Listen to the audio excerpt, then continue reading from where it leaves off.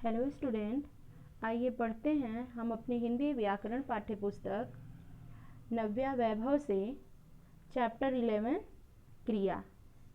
ये chapter class 7th और 8th दोनों क्लास के लिए सेम है। तो आइए बच्चों, हम ध्यान से पढ़ते हैं। क्रिया क्या है, क्रिया किसे कहते हैं, क्रिया का अर्थ क्या है। तो स्टार्ट करते हैं। क्रिया का अर्थ है काम। अतः जिन शब्दों से किसी काम का करना या होना पाया जाए उन्हें क्रिया कहते हैं। जैसे लिखना, पढ़ना, बोलना, हंसना, रोना, खाना, गाना इत्यादि। कर्ता, काम करने वाला कर्ता कहलाता है। जैसे राधिका नाचने लगी। इस वाक्य में नाचने का कार्य राधिका द्वारा किया जा रहा है, अतः यहाँ राधिका कर्ता है। कर्ता यानी जो व्यक्ति काम करने वाला हो और क्रिया उसके द्वारा जो काम हो रहा हो। अब धातु क्या है? क्रियाओं का मूल रूप धातु कहलाता है।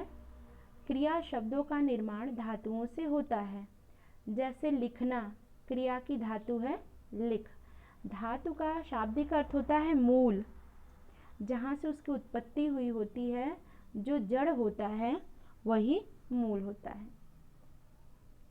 जो क्रिया शब्दों के मूल में होता है वह अंश धातु कहलाता है। जैसे खा, जा, पढ़, चल आदि। जैसे खा से हमारा क्रिया बनेगा खाना, खाया, खाएगा, खाता है वगैरह वगैरह। क्रिया के कितने भेद होते हैं? क्रिया के 2 भेद होते हैं। प्रत्येक क्रिया का प्रभाव या तो कर्ता पर पड़ता है या कर्म पर। इस आधार पर क्रिया के 2 भेद होते हैं, अकर्मक क्रिया और सकर्मक क्रिया। अकर्मक क्रिया क्या होती है? जिन क्रियाओं के व्यापार का फल कर्ता पर पड़ता है उन्हें अकर्मक क्रिया कहते हैं। इस प्रकार की क्रिया का प्रयोग करते समय वाक्य में कर्म सामने या प्रत्यक्ष होने की आवश्यकता नहीं होती। अकर्मक क्रिया युक्त वाक्य में कर्ता तथा क्रिया की ही महत्वपूर्ण होते हैं। जैसे बालक हंसता है, हवा चलती है, दीपिका सोती है, अशोक नहाता है, घोड़ा दौड़ता है। अब इसमें क्रिया क्या है और कर्ता क्या है? कर्ता हो गया बालक, हवा, दीपिका, अशोक, घोड़ा, और इसकी क्रिया हो गई हंसता है, चलती है, सोती है, नहाता है और दौड़ता है। इस प्रकार के वाक्यों में कर्म को छोड़कर अन्य कारक भी होते हैं। जैसे बच्चे गेंद से खेलते हैं। यहाँ पर बच्चे कर्ता हैं और खेलना क्रिया है तथा गेंद से यह कारक है, अतः यहाँ अकर्मक क्रिया है। इसी प्रकार मैना पेड़ पर बैठी है। यहाँ मैना कर्ता है, बैठी है क्रिया है, पेड़ पर अधिकरण कारक है, अतः यहाँ अकर्मक क्रिया है। सकर्मक क्रिया, इन क्रियाओं के व्यापार का फल कर्म पर पड़ता है, उन्हें सकर्मक क्रिया कहते हैं। मोटे शब्दों में कहा जाए तो जिन क्रियाओं में कर्म जुड़ा होता है वह सकर्मक क्रिया होते हैं, और जिन क्रियाओं में कर्म जुड़ा नहीं होता है वह अकर्मक क्रियाएं होते हैं। जैसे वाक्य, कर्ता, कर्म और क्रिया। वाक्य क्या है हमारा? सरला चित्र बनाती है, कुम्हार घड़े बनाता है, माँ पत्र लिखती है, तोता फल खाता है।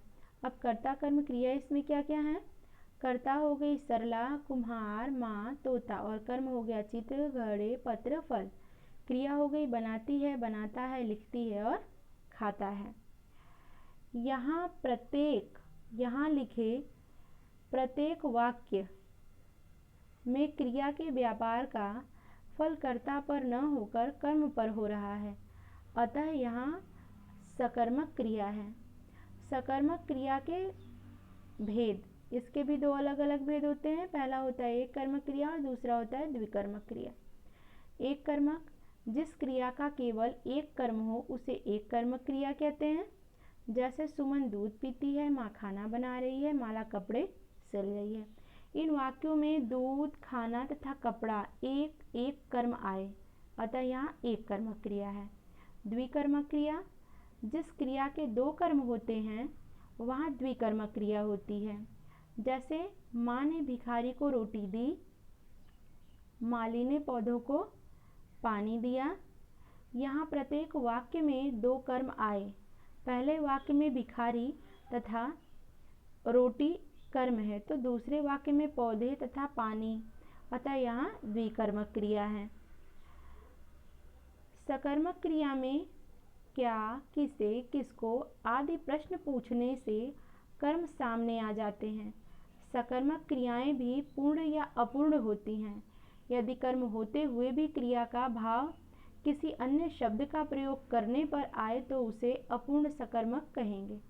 जैसे राजा राजकुमारी को सुंदर समझता है। यदि यहाँ से सुंदर पूरक शब्द हटा ले तो वाक्य की क्रिया पूरा अर्थ व्यक्त नहीं कर पाती। ऐसी क्रियाएं अपूर्ण सकर्मक क्रियाएं कहलाती हैं। धातु से अकर्मक तथा सकर्मक क्रिया बनाना। धातु यानी मूल शब्द, जैसे मूल शब्द हमारा हो गया जल, दिख, उबल, कर। अकर्मक सकर्मक क्रिया, अकर्मक क्रिया हो गया जलना, दिखना, उबलना, करना। सकर्मक हो गया जलाना, दिखाना, उबालना और कराना। धातु चल, सुन, जुड़, उड़। अकर्मक सकर्मक क्रिया चलना, चलाना, सुनना, सुनाना, जुड़ना, जोड़ना, उड़ना और उड़ाना। एक कर्मक क्रिया से सकर्मक क्रिया बनाना। घोड़ा दौड़ा, पक्षी उड़ा, सूखा पत्ता गिरा, कन्या नाची, माँ लेटी है, बालक सो रहा है, गुड़िया चल रही है। सकर्मक क्रिया घुड़सवार ने घोड़े को दौड़ाया, मधुर ने पक्षी उड़ाया, माली ने सूखा पत्ता गिराया, गुरुजी ने कन्या को नचाया, माँ बच्चे को लिटा रही है, माँ बालक को सुला रही है, मुन्नी ने गुड़िया को चलाया। ये है अकर्मक क्रिया से सकर्मक क्रिया में बदलना। अकर्मक क्रिया को जब हम सकर्मक क्रिया में जोड़ेंगे तो उसके साथ हम कर्ता को भी जोड़ देते हैं। आगे देखते हैं प्रेरणार्थक क्रिया। हमने अभी क्रिया देखा। क्रिया के दो भेद होते हैं, अकर्मक और सकर्मक। उसके बाद उसमें भी एक कर्मक और द्विकर्मक आते हैं जो कि सकर्मक क्रिया के अंतर्गत आते हैं। यह है प्रेरणार्थक क्रियाएं। जब कर्ता स्वयं कार्य न करके किसी दूसरे से कार्य करवाता है या करने की प्रेरणा देता है तो उसे प्रेरणार्थक क्रिया कहते हैं। धातु क्रिया शब्द, जैसे यहाँ पर हमारा क्रिया शब्द दिया हुआ है और प्रेरणार्थक क्रियाएं कैसे बनाते हैं इसको। बोलना से बुलाना और बुलवाना, चलना से चलाना और चलवाना, गिरना से गिराना गिरवाना, भींगना से भिगोना भिगवाना, सोना से सुलाना सुलवाना और पढ़ना से पढ़ाना पढ़वाना। याद रखें, जिस शब्द से क्या किसको का उत्तर मिलता है उसे सकर्मक क्रिया कहते हैं। जैसे गीता खाना खा रही है, क्या खा रही है? खाना। जिस शब्द से कौन का उत्तर मिलता है उसे सकर्मक क्रिया कहते हैं। जैसे बालिका हंसती है, कौन हंसता है? बालिका। स्मरण तथ्य। स्मरण तथ्य का अर्थ होता है कि हमने जब पूरे चैप्टर को पढ़ा तो उसमें से मुख्य मुख्य चीज़ें, मूल शब्द क्या हैं, जहाँ से क्वेश्चन बनता है, जो हमें स्मरण हमेशा याद रखनी चाहिए। जैसे जिस शब्द से किसी काम का करना या होना पता चले उसे क्रिया कहते हैं। इसका क्वेश्चन होगा क्रिया किसे कहते हैं, तो आंसर में हम यही लिखेंगे। काम करने वाले को क्या कहते हैं? काम करने वाले को कर्ता कहते हैं। क्रिया का मूल रूप क्या कहलाता है तथा क्रिया शब्द का निर्माण किससे होता है? तो क्रिया का मूल रूप धातु कहलाता है तथा क्रिया शब्द का निर्माण धातु से ही होता है। कर्म के आधार पर क्रिया के कितने भेद होते हैं? आंसर देंगे हम। कर्म के आधार पर क्रिया के दो भेद होते हैं, अकर्मक क्रिया और सकर्मक क्रिया। लिंग व वचन के अनुसार क्रिया का रूप बदलता है। क्वेश्चन होगा यहाँ पर, लिंग के अनुसार किसका रूप बदलता है? तो लिंग व वचन के अनुसार क्रिया का रूप बदलता है। अब सकर्मक क्रिया के दो भेद होते हैं। सकर्मक क्रिया के भी कितने भेद होते हैं? दो भेद होते हैं। कौन कौन से? एक कर्मक क्रिया और द्विकर्मक क्रिया। एक कर्मक क्रिया अर्थात जिस क्रिया का केवल एक कर्म हो। द्विकर्मक क्रिया अर्थात जिस क्रिया के दो कर्म होते हैं। सातवां, जब कर्ता स्वयं कार्य न करके किसी दूसरे से कार्य करवाए या करने की प्रेरणा दे उसे प्रेरणार्थक क्रिया कहते हैं। ये सारे इम्पोर्टेंट हैं, इसे बहुत अच्छे से अपनी नोटबुक पे लिखिएगा और पढ़िएगा। आइए अभ्यास कार्य देख लेते हैं। निम्नलिखित प्रश्नों के उत्तर दीजिए। क्रिया किसे कहते हैं, उदाहरण देकर समझाइए। जिन शब्दों से किसी कार्य का करना या होना पाया जाए उसे क्रिया कहते हैं। जैसे मोहन पुस्तक पढ़ता है। कर्म के आधार पर क्रियाएं कितने प्रकार की होती हैं, तो 2 प्रकार की होती हैं। कर्म के आधार पर क्रियाएं 2 प्रकार की होती हैं, एक कर्मक क्रिया और द्विकर्मक क्रिया। जैसे माँ खाना बना रही है, माँ ने भिखारी को रोटी दिया। नीचे लिखे क्रिया शब्दों को सकर्मक तथा अकर्मक के आधार पर छांटकर अलग कीजिए। अब यहाँ पर है बनाना, हंसना, लिखना, सोना, पढ़ना, दौड़ना, खाना, नहाना। अकर्मक और सकर्मक में से हमें चेंज करना है। तो सकर्मक में हो गया बनाना, लिखना, पढ़ना, खाना और नहाना। अकर्मक में हो गया हंसना, सोना और दौड़ना। आगे बढ़ते हैं। निम्नलिखित वाक्यों में से क्रिया शब्द छांटकर उनके भेदों के नाम लिखिए।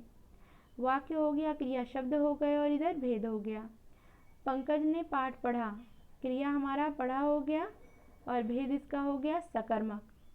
माधुरी ने बांसुरी बजाई, क्रिया हो गया बजाना और यह है सकर्मक। उसने पत्र लिखा, लिखना हो गया क्रिया और भेद हो गया सकर्मक, क्योंकि किसी के द्वारा यह कार्य किया जा रहा है। उसने कलम से माँ को पत्र लिखा, ये हो गया लिखा, यहाँ पर क्रिया हो गया और ये द्विकर्मक क्रिया है, क्योंकि कलम से और माँ को, वह लिखता है, लिखना कर्म है और ये अकर्मक है। वह कलम से लिखता है, लिखना क्रिया हो गया और ये क्रिया सकर्मक हो गई। नौकर सफाई करता है, करना क्रिया हो गया और सकर्मक क्रिया हो गया। मालिक ने नौकर से सफाई करवाई, करवाना सकर्मक प्रेरणार्थक क्रिया ये है। बहुविकल्पी पे आ जाते हैं। Tick the correct. जिन शब्द से काम का करना या होना पता चले उसे हम क्रिया कहते हैं। एक कर्मक क्रिया व द्विकर्मक क्रिया के भेद होते हैं। सकर्मक, सकर्मक के ही एक कर्मक और द्विकर्मक भेद अलग अलग होते हैं। जिस क्रिया के व्यापार का फल कर्ता पर पड़े उसे कहते हैं अकर्मक क्रिया। जिस क्रिया के व्यापार का फल कर्ता पर पड़े उसे हम अकर्मक क्रिया कहते हैं, और अगर कर्म पर पड़ता है तो उसे हम सकर्मक क्रिया कहते हैं। जिन शब्दों के व्यापार का फल कर्म पर पड़े उसे हम सकर्मक क्रिया कहते हैं। कर्ता कहलाता है काम करने वाला। ऑप्शन में है काम, क्रिया, कर्म और काम करने वाला। तो यहाँ पर कर्ता क्या कहलाता है, कर्ता को काम करने वाला कहते हैं। स्टूडेंट इस चैप्टर को ध्यान से पढ़िएगा और सुनिएगा। इसके एक्सरसाइज आप अपनी नोटबुक में और अपनी बुक में इसको फिल करेंगे और इसे अच्छे से लर्न करेंगे। आशा है स्टूडेंट आपको ये चैप्टर समझ में आया होगा। धन्यवाद।